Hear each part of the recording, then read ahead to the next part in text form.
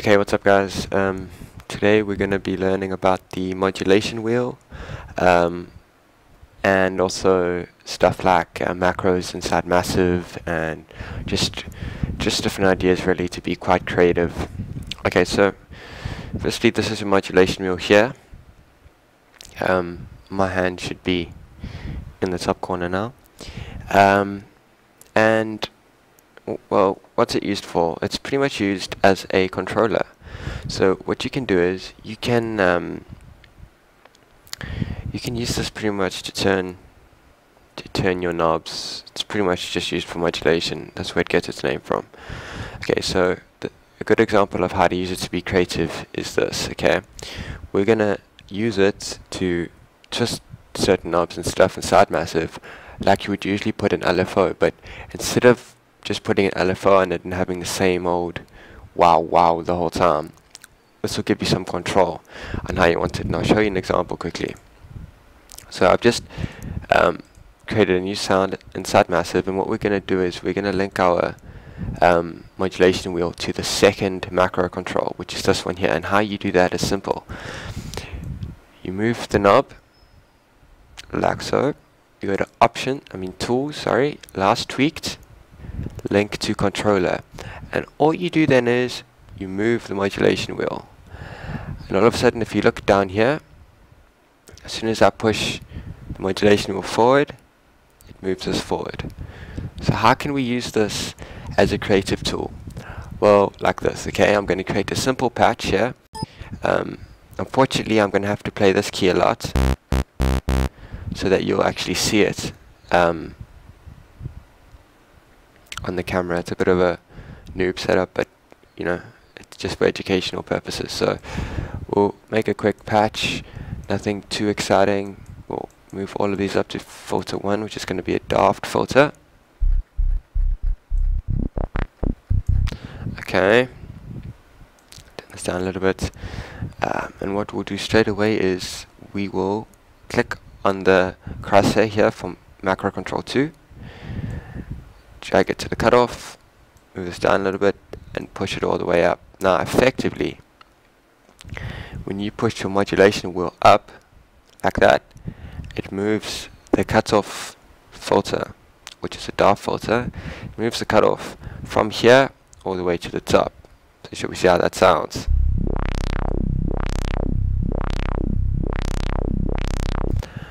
Okay, let's add some more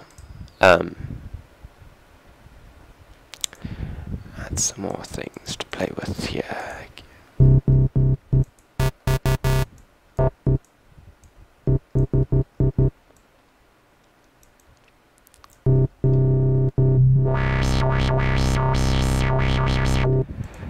Okay, gentle speech. I love modulating the wavetable positions.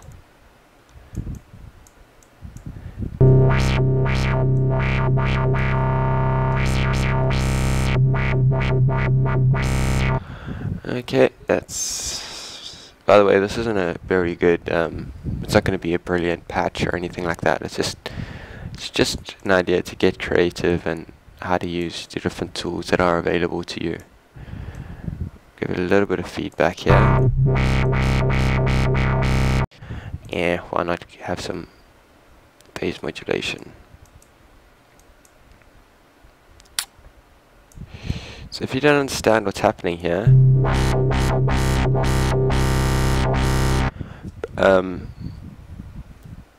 everything that has this number 2 on it is being controlled by this modulation wheel that I'm moving now. Okay, so when it's at its fullest, these knobs are all at the end of this little yellow curve here. The reason why these are all short is because if you push them too much, it just distorts way beyond belief. So sometimes less is more. We can add bit crushes and all that sort of thing.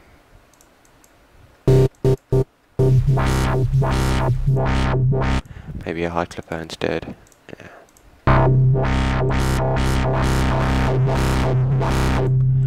maybe we could even put some drive on it, controlled by the video too much. Now you might think, well, you know, what good is this if I've got to sit and move this? I mean, there are many ways that you can then use this. Once you've got this, how it is, this specific patch that you enjoy, you can replace it with LFOs if that's what you're going for, maybe Performer, or you can actually modulate it using the wheel. Now, another thing you could also do is draw a curve. I'm going to show you a little trick, and I actually haven't done this in ages, so we're gonna. Okay, so what you can do is you can record the movements of your modulation wheel, and then you record that automation, so it'll do that all the time. Now it's a bit clumsy the way you have to do this. So what you have to do is you have to click on record, and you have to click on automation and score. Make sure an empty pattern is selected. That's very important. An empty pattern must be selected, because it's gonna use a really old way of automation. In the earlier versions of Fruity Loops, you know, you didn't have automation curves, so they used to record automation like this. Okay, so let's just, I mean, this is going to be so random. It's not, this isn't going to be in a song or anything. This is just an idea. Okay, so 1, 2, 3, go.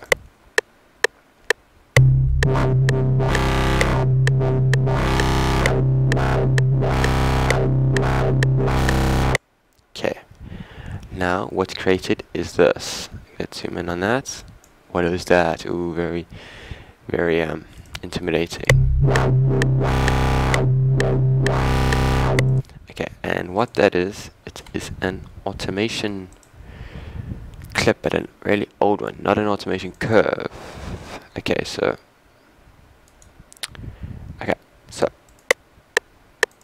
so this is how you do it. You go into your pattern 2, right? Okay. It's actually a much easier way of doing this. Just double click on it. Double click on it and this will open up. Now this is essentially your automation curve. Now to have to use a pattern the whole time would be annoying. Okay, maybe that's what you want to do, and that's okay. But if you want to change it to an automation curve, you do it this way. You double click on it till this comes up. You click on your event editor options tab at the top. You go to edit, turn into automation clip, and you'll see it'll automatically clear pattern 2 for you, which is great. Now, where's my goddamn automation? Well, it's here. Massive 2. And when you paint it down, it looks like this. Now, there is a lot going on. You could clear that up if you want to, but pretty much that is pretty much it. Now I'm gonna quickly delete that and just show you or experiment in another method quickly, to just go like this.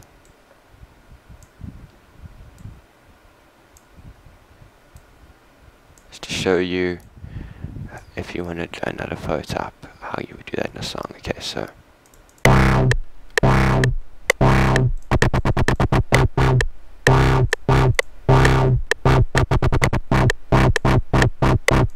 you see, so it's a good idea to use your modulation wheel while you're creating your sound. I mean, it can be used for anything, not just the dubstep wobbles and whatever.